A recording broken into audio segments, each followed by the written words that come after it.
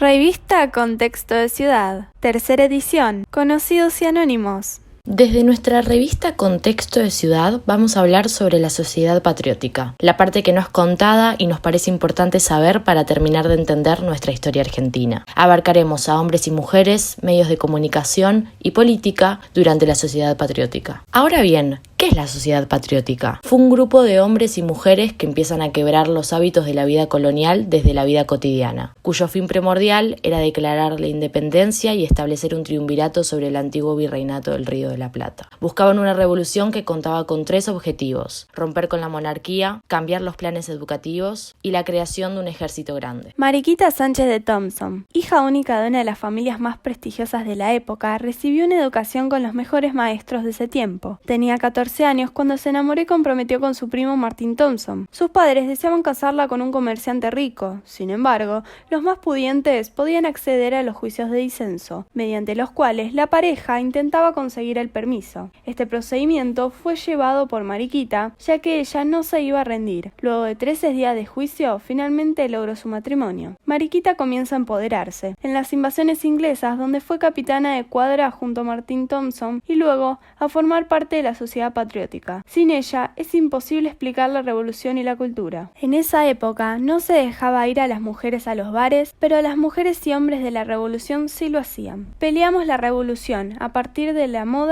y enfrentamos al virreinato español a partir de cómo nos vestimos, dijo Mariquita. Sus palabras claves eran inclusión, igualdad y participación para una educación del futuro. Mariano Moreno. El patriotismo de Mariano Moreno lo convirtió en el espejo de una generación de jóvenes que vieron en él al más lúcido defensor de la causa nacional. Ante la necesidad de legitimar la extensión de la guerra revolucionaria, adquirió importancia en los medios de prensa, cuya circulación se expandía como elemento formador de opinión pública, incluso fuera de los territorios del virreinato. En tal sentido, Mariano Moreno asumió la redacción del primer periódico político del proceso revolucionario rioplatense, llamado La Gaceta, la cual en realidad se encargaba de la edición Guadalupe Cuenca, su mujer, que hablaremos a continuación, ya que él era secretario y no contaba con tiempo de edición para dicho periódico. En él tenían como objetivo comunicar los actos de gobierno mediante la publicación de la ideología oficial, reconociendo al pueblo como único soberano, y bregaba por la libertad de expresión, teniendo contacto con las ideas de Rousseau. Al ser designado secretario de la primera Junta de Gobierno tras los acontecimientos del 25 de mayo de 1810, se convirtió en el alma mater del nuevo gobierno. Pronto se produciría una profunda división al interior de las filas patriotas. Por un lado saavedristas, un grupo más conservador, y por otro morenistas, un grupo más radical. En diciembre de 1810, la pulseada se inclinó a favor de los saavedristas, y los partidarios de Moreno fueron desplazados uno por uno. En medio de las típicas intrigas entre revolucionarios, es comisionado a Londres y muere sospechosamente en alta mar a días de haberse embarcado. María Guadalupe Cuenca, más conocida como Guadalupe Cuenca, tuvo un rol clave en la sociedad patriótica para llevar adelante la revolución en pos de liberar la región del colonialismo. Era una mujer que discutía las estrategias para la liberación de su marido, juntaba dinero de su herencia, organizaba actividades sociales lucrativas, prestaba su casa para reuniones clandestinas, ejercía acciones que denotaban la participación activa de la mujer en épocas previas a la independencia. Ella fue la esposa de Mariano Moreno, pero nunca fue informada de la muerte del mismo en alta mar. Sin embargo, mientras esperaba noticias de su marido, le escribió una serie de cartas que le fueron devueltas sin abrir. Juan José Castelli fue primo de Manuel Belgrano, quien lo designó como suplente de la Secretaría del Consulado en 1796. Principal interesado en la novedad, es decir, en la revolución. Fue uno de los vocales más activos de la Junta de Mayo y uno de los más cercanos a las ideas del secretario Mariano Moreno. Moreno encontró en Castelli una persona en la que podía confiar plenamente. Se le otorgó la misión de ocupar el Alto Perú. Castelli partió al frente de aquel ejército de la patria. Él iba hacia las tierras que no pudieron liberar Tupac Amaru y Micaela Bastidas. Iba a hacerle justicia. Castelli abandonó Potosí el 25 de diciembre de 1810 para marchar hacia Chuquisaca. Luego de esto, se dispuso a gobernar, en un momento que había muchísimo por hacer. Una de sus primeras ocupaciones fue la puesta en marcha de una legislación de avanzada que le devolvía las libertades y las propiedades usurpadas a los habitantes originarios. Decretó, como por ejemplo, la emancipación de los pueblos, el libre abastecimiento aborto, la libertad de comercio. Las medidas eran claramente revolucionarias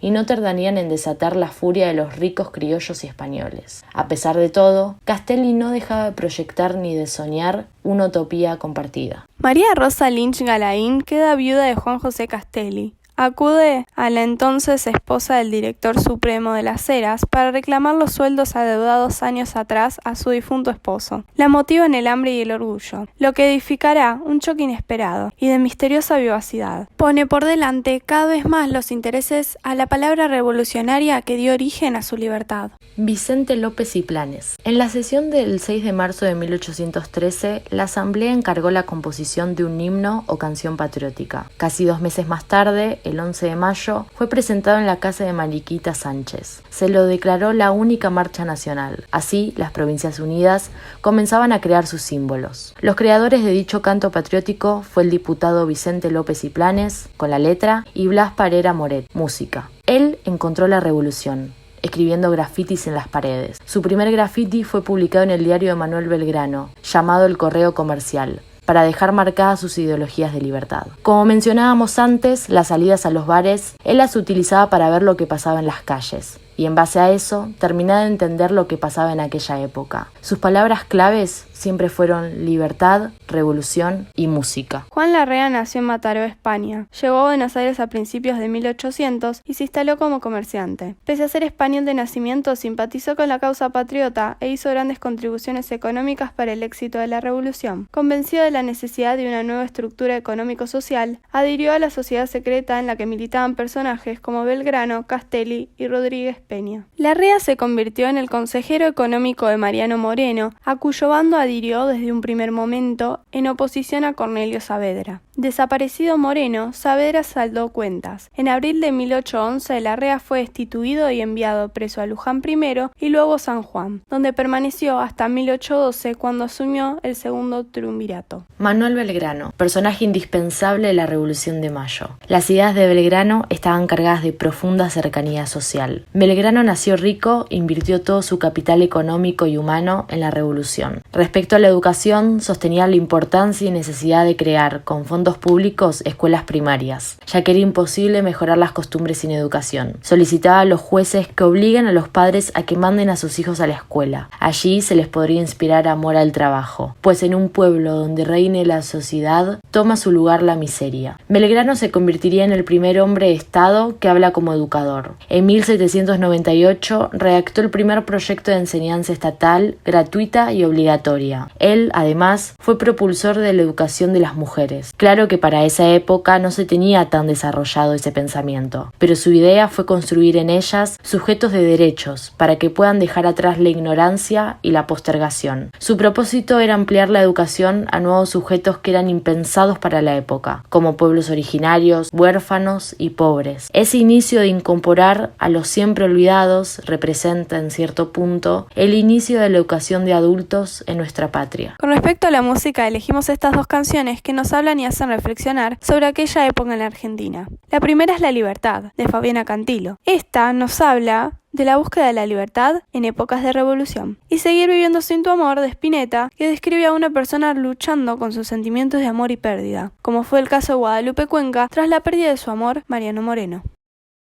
Entrevista a Ana Frank. Ana Frank fue una niña alemana de ascendencia judía, víctima del Holocausto, reconocida por haber llevado un diario de sus experiencias. Le realizamos una entrevista. Aquí nuestro reportaje. ¿Te esperabas todo lo que ocurrió con la comunidad judía? No. Menos en dicha dimensión. La gente puede decir que mantengas la boca cerrada, pero eso no te impide tener tu propia opinión. ¿Cómo fue la sensación de dejar atrás la comodidad de tu casa, tus amigas, básicamente tu vida, para esconderte y protegerte de los nazis? Cuando uno quiere sobrevivir, hace todo lo posible para lograrlo. Me dolió demasiado, pero era lo que tenía que hacer. Todo fue para lograr una buena recompensa, pero sin embargo... ¿Te consideras una adolescente mucho más madura por todo lo que viviste a comparación de los jóvenes de la actualidad? No me considero superior a nadie, pero sí es verdad que lamentablemente me tocaron vivir hechos y estar en situaciones, al igual que todos los niños y adolescentes judíos de la época, que para un niño son impensadas. Eso te obliga a tener que madurar y accionar diferente, como si fueras un adulto. Sabemos que tu diario ha sido el secreto mejor guardado de tu historia. ¿Qué te genera pensar que ese diario ayudó a millones de personas a conocerte? Pude deshacerme de todo cuando escribía. Mis dolores desaparecen. Mi valor renace. Me enorgullece pensar que millones de personas lo leyeron y empatizaron conmigo y la comunidad judía. ¿Qué mensaje te gustaría dejarle al mundo de hoy en día? Que vivan y dejen de vivir. La felicidad en tu propio corazón solo puede ser velada y te llevará de nuevo a la felicidad, siempre y cuando vivas. Finalizamos nuestra tercera edición, Conocidos y Anónimos, de nuestra revista y manera de escribir Contexto de Ciudad, por Victoria Lugones y Lucía Fidalgo. Gracias por ver.